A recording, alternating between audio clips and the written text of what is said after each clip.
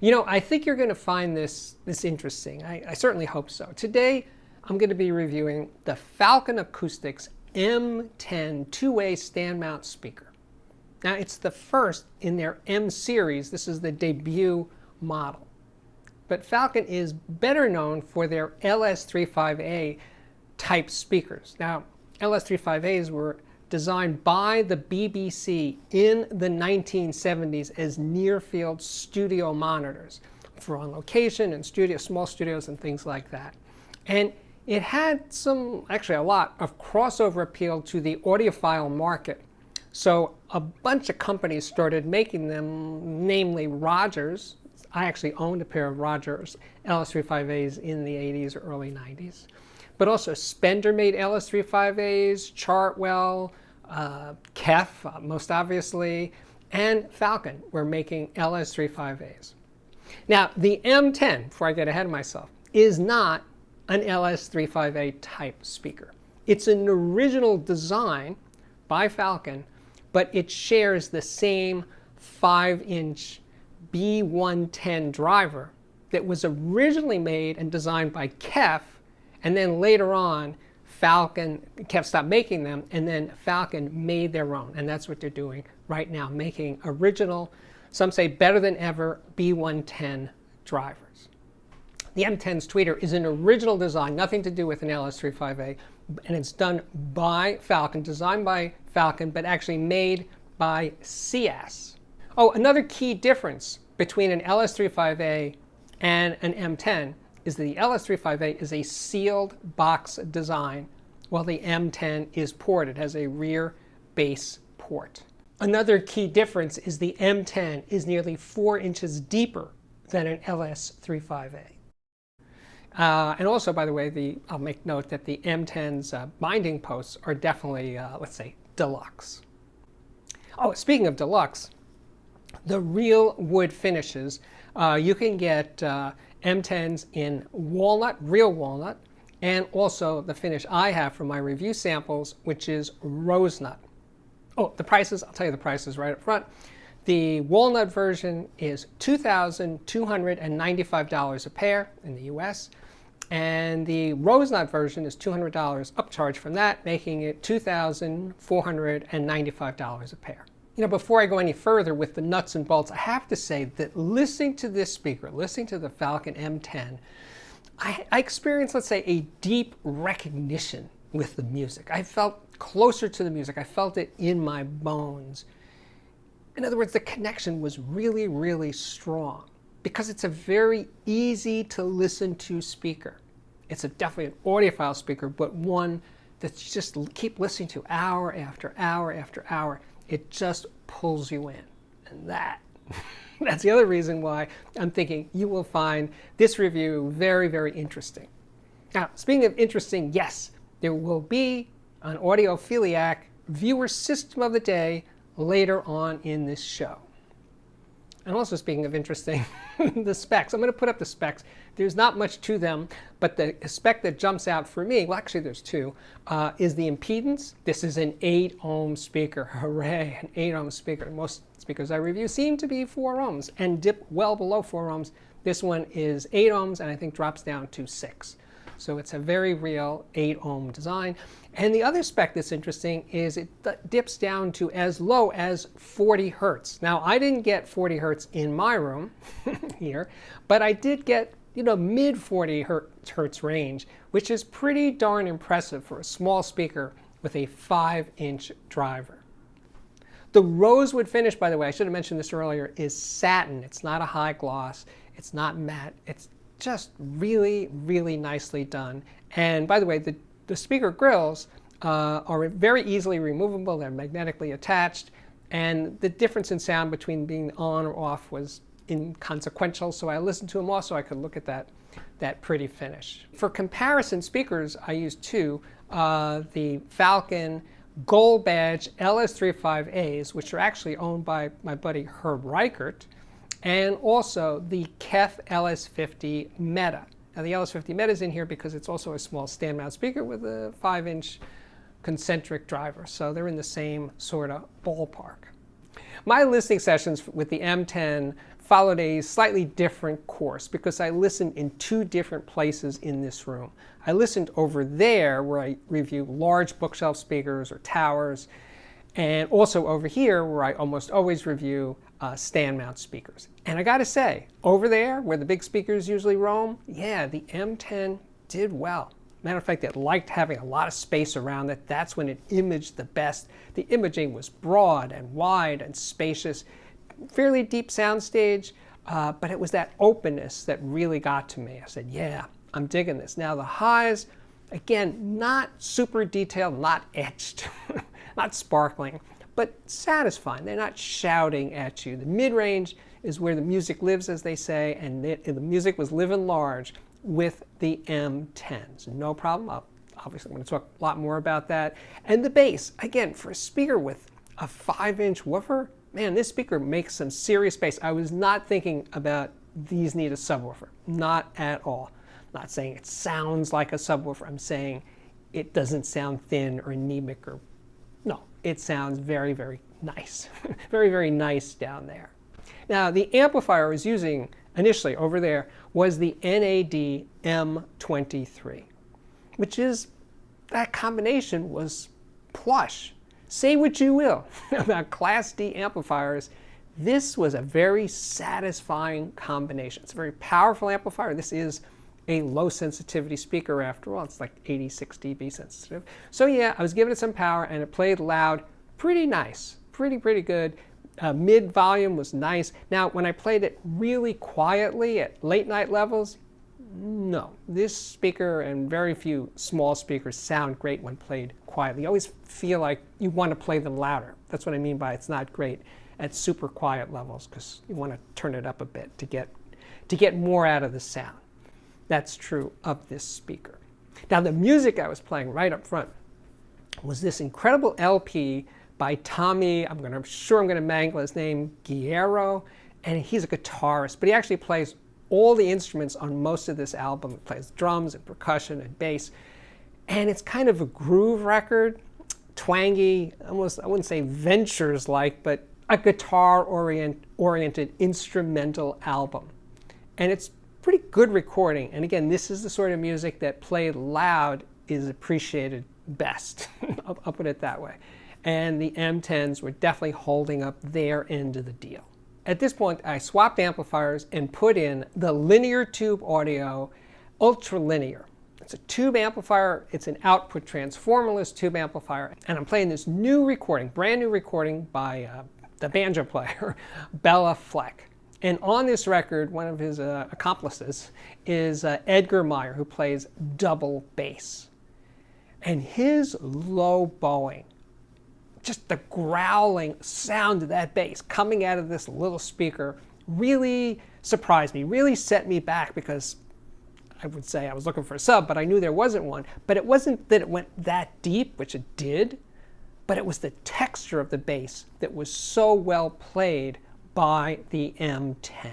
Now, as for Bela Fleck on banjo, his sound was very clear, but not overly done. Not like you hear every little scrape of this. No, it's not that kind of sound. This speaker sound, the M10 sound, is more, let's say, relaxed than that. Now, I did have a sense of just listening to the group that you could almost see the shapes of the instruments. It presented music in that way. It makes imaging real. Let's put it that way. You can almost see what's going on in the music. This Juanita Hall LP, Sings the Blues, recorded in 1964. It's one of those people playing together in a room sounding records that I love, because it sounds like you're hearing the actual session. It's not fixed, it's not overdubbed, it's not replaced. No, it's what went down. I mean, somebody asked me at Expo about why I make a big deal about records that sound like people were playing together in a room. And the answer is simply this. When I listen to a recording that was obviously heavily mixed and processed and tweaked, and it doesn't sound real because it never actually existed. The vocals were added later, the drum parts, everything is kind of like shoved together in the mix, and that's one way of making music. And it's a perfectly valid way of making music, but it never sounds entirely like people were actually making music together. And I want that from recordings. And when I hear it, and when I get it, like I did over the M10s, I am a happy camper. Now, to rock out a bit, I selected this Pretenders album, which I absolutely love for the music. But it is a bright, aggressive sounding recording. But when I played it on the M10, it was less bright and less aggressive, and therefore more enjoyable to listen to. Nice, that's a good thing, right?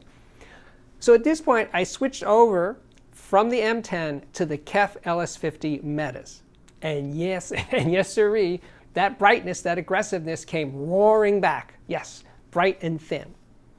But that's what the recording really sounds like. So, you know, horses for courses. I mean, if you want accuracy above all, not all of your recording is going to be that pleasant to listen to.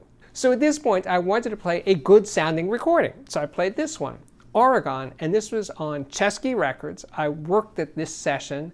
It's recorded without dynamic range compression or processing or EQ or anything. It's definitely people playing together in a room, and I was actually in the room. And I have to say that the LS50 Meta did a great job taking me back through time and listening to that recording.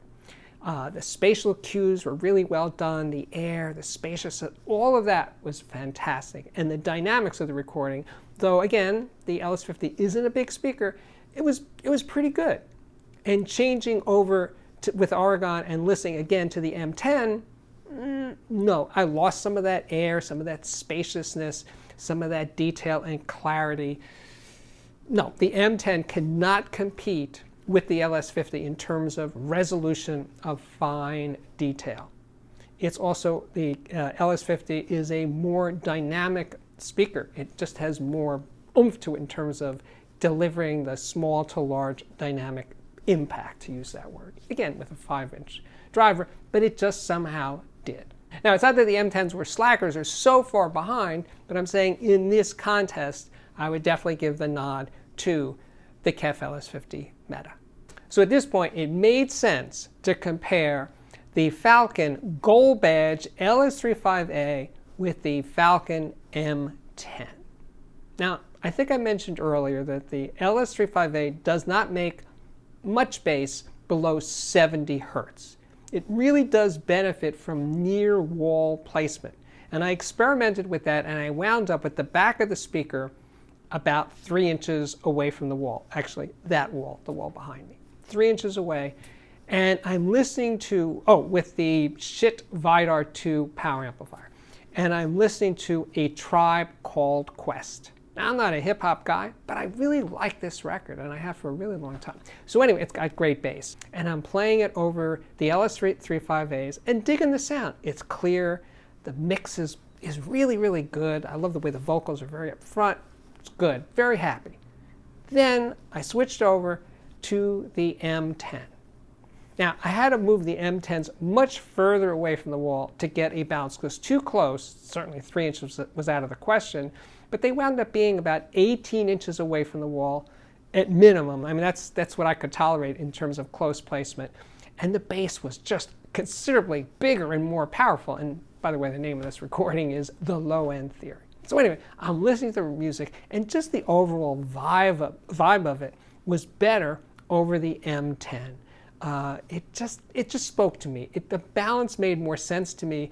The LS35A just seemed kind of uptight sounding. Now, of course, I don't think they were thinking about hip-hop music when they were designing the LS35A, but that's where I started. And I played different kinds of music. And as I listened, I came to appreciate what the Gold Badge LS35A does so well. It makes beautiful sound, but it is a high clarity speaker. You really, because it's a professional recording monitor, you really hear into the mix very, very nicely. Now, I wouldn't say it's overly critical or bright, but it is substantially brighter than the M10. And the M10 is more, let's just say, to my taste. Now, please understand, the LS35A listening sessions were done near field, with me sitting about 3 or 4 feet away from these speakers, because that's really kind of what they're designed for. And I played this recording by Taj Mahal. It was done for the Water Lily Acoustics label. The engineer is Kavi Alexander. It's an audiophile recording done at the Christ the King Chapel in Santa Barbara, California. Audiophile labels like recording in churches because the natural acoustic space usually sounds really good. And listening to this one by Taj, it definitely is really good. And since this recording was done without any dynamic range compression or equalization or processing or mixing after the fact, it's a live session in the church without an audience, as far as I know. It's a you are there experience. And the LS35As were doing their part, holding up their end of the deal really, really well. And I gotta say, Taj's vocals, his soaring vocals were just extraordinary. It was goosebump territory listening to that recording over these LS35As. And just the instrumentation, all really, really good, and that sense of hearing the space it was recorded in, very well played by the LS35As. Switching back over to the M10s, and those were further out into the room, but I was still listening near field. These are great near field monitor speakers, the M10s are. The sound was not as clear, not as precise as I was getting out of the LS35As. They're doing different things. Now, I'm not obsessed, I mention this every now and then, I'm not obsessed with ultimate detail and resolution and clarity. So if you say, Steve, what's better? I definitely lean towards the M10. I do not crave maximum resolution. And I like the additional support on the bottom end I was getting from the M10 relative to the LS35As. Even when they were right near a wall, they still did not have the bottom end impact and liveliness I was getting from the M10s. All right, I think we've done it. I think we are ready for, so Steve, what do you really think of the Falcon Acoustics M10 stand mount speaker? I think it's a sweet little speaker. I really, really do. I mean, the fact that it can play even in relatively large spaces, mid-sized to large spaces, it suits it very, very well. So if you need something really small but still has some low-end extension and power, it can do that. It can do rock music, again, for a speaker of its size, very, very nicely.